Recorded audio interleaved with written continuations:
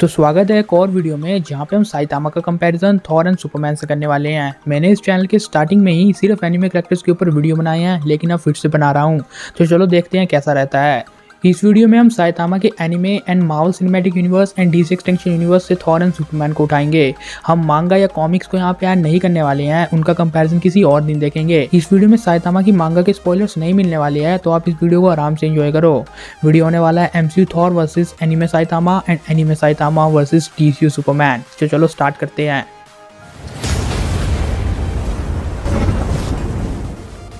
तो चलो comparison start करते हैं, बट उससे पहले थोड़ी बेसिक इन्फो। पहले बात करते हैं साइतामा की। तो साइतामा यानी वन पंच मैन सिर्फ अपने एक पंच से किसी को भी ढेर कर सकता है। ये कहानी है 3 साल पहले की, जहाँ पे एक क्रैब मॉन्स्टर आता है एंड ये उस मॉन्स्टर को बड़ी मुश्किल से मारता है। तभी से इसने कसम खा ली थी कि एक दिन ये इतना पावरफुल बनेगा कि तुम जैसे मॉन्स्टर्स को एक मुक्के में ही उड़ा दे। साइतामा ने 3 सालों तक 100 pushups, 100 sit-ups, 100 squats and 10 kilometre run की ट्रेनिंग की है। हालांकि रियल लाइफ में अगर आप ऐसी ट्रेनिंग करते भी हो तब भी आप साइतामा की तरह नहीं बन सकते, क्योंकि ये इनके एनिमे का लॉजिक है कि ये एक ही पंच में किसी को भी ढेर कर सकता है। मोस्ट प्रोबेबली एक ही थ्योरी निकल के आती है कि इसने अपनी बॉडी के लिमिट्स को ब्रेक किया है, जो कि मुझे लगता है सही भी है। लेकिन रियल लाइफ में ये ट्रेनिंग करना बहुत मुश्किल है, जितना आप सोचते हो उससे तो बहुत मुश्किल है। साइतामा के स्ट्रेंथ की बात ही क्या करनी, इसने सी मॉन्स्टर, सेंटीपेडी, कार्नेज काबूटो को सिर्फ अपने एक पंच से ढेर कर दिया था। बोरोस ही इकलौता ऐसा अपोनेंट था जो साइतामा के एक पंच से नहीं बल्कि सीरियस पंच से डिस्ट्रॉय हुआ। अगर हम इसकी ड्यूरेबिलिटी की बात करते हैं तो इसकी बॉडी को पेंटेड नहीं किया गया है एनीमे में, इवन इसे खरोंच तक नहीं आई है। बोरोस ने एक बार इसे एक ही किक में मून तक पहुंचा दिया था, लेकिन इससे भी उसे कुछ नहीं हुआ। इसके स्पीड एंड रिफ्लेक्सेस भी नेक्स्ट लेवल है। सोनिक से फाइट करते समय ये उसकी स्पीड को बच्चों की तरह कैच कर रहा था। हालांकि सोनिक सुपरसोनिक स्पीड से ट्रैवल कर सकता है। इवन इसने बोरोस की स्पीड को भी आराम से मैच कर लिया था, वो बोरोस जो 1/10 स्पीड ऑफ लाइट से ट्रैवल करता है। साथ ही इसने बोरोस की ताकतवर फॉर्म मीटियोरिक बर्स्ट की स्पीड को भी मैच किया है, जो कि स्पीड ऑफ लाइट है या उसके आसपास है। तो ओवरऑल साइतामा के पास सिर्फ फिजिकल एबिलिटीज हैं, ना कि magical ability like regenerative healing factor. और वैसे भी साइतामा को ऐसी चीज़ों की जरूरत भी नहीं पड़ने वाली। ऊपर से साइतामा का सबसे बड़ा डिसएडवांटेज ये है कि वो अपनी पावर्स को पूरी तरह यूज़ नहीं करता है। वो अपनी पावर को बहुत कम यूज़ करता है एंड अपने फुल पोटेंशियल में कभी नहीं आया है। तो अब बात करते हैं थॉर की। Thor Asgardian god of thunder है, जिसके पास लाइटिंग मैनिपुलेशन, वेदर मैनिपुलेशन, म्योनिड एंड स्टॉर्म ब्रेकर है। लेकिन बिल्कुल साइतामा की तरह थॉर भी अभी ट्रू पावर्स में एमसीयू में नहीं आया है।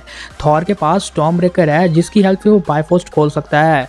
बायफोर्स से एक पूरा प्लेनेट तबाह हो सकता है अगर वो ज्यादा देर तक खुले रहे तो। इसके अलावा भी थॉर के पास ब्रूटल स्ट्रेंथ है। थॉर ने एमसीयू में भी अपनी स्ट्रेंथ को परफॉर्म किया है, जहाँ पे उसने नेडावेयर के इन रिंग्स को मोड़ा था।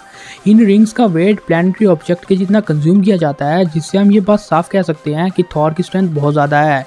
ड्यूरेबिलिटी वाइज इसने एक डाइंग स्टार यानी न्यूट्रॉन स्टार के रेडिएशन को अपने ऊपर लिया था। थॉर स्पीड एंड रिफ्लेक्सेस के मामले में भी नेक्स्ट लेवल है, क्योंकि इस टाइम पे हम कुछ पॉइंट के लिए इसकी स्पीड को नोटिस कर सकते हैं। ऊपर से इसके रिफ्लेक्सेस तो कमाल के होंगे ही, क्योंकि ये एक वॉरियर है जिसने 1500 सालों तक ट्रेनिंग किया है एंड अपने से ज्यादा दुश्मनों को मारा है। हमें नहीं पता कि एमसीयू में थॉर का फ्यूचर कहाँ तक है, लेकिन जहाँ तक भी हो हम इसके साथ हैं। लास्ट में बात करते हैं सुपरमैन की। तो कार्ल यानी सुपरमैन एक क्रिप्टोनियन है। छोटे होते से ये अर्थ में ही पला बड़ा है, जिसकी वजह से इसकी पावर बहुत ज्यादा बढ़ गई।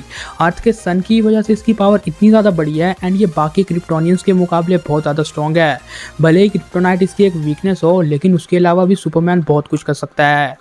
सुपरमैन के पास लिटरली नेक्स्ट लेवल स्ट्रेंथ है। उसने इतनी बड़ी स्पेसशिप को सिर्फ सिंगल हैंडली खींच लिया था। ऊपर से इसने अपने एक ही पंच से स्टेफन वुल्फ को हक्का बक्का कर दिया। सुपरमैन के स्पीड एंड रिफ्लेक्सेस बहुत ज्यादा तेज है, क्योंकि इसने फास्टेस्ट मैन अलाइव यानी फ्लैश को डिटेक्ट कर लिया था। ऊपर से इसकी सबसे खास बात यह है कि इसके पास हीट विजन है।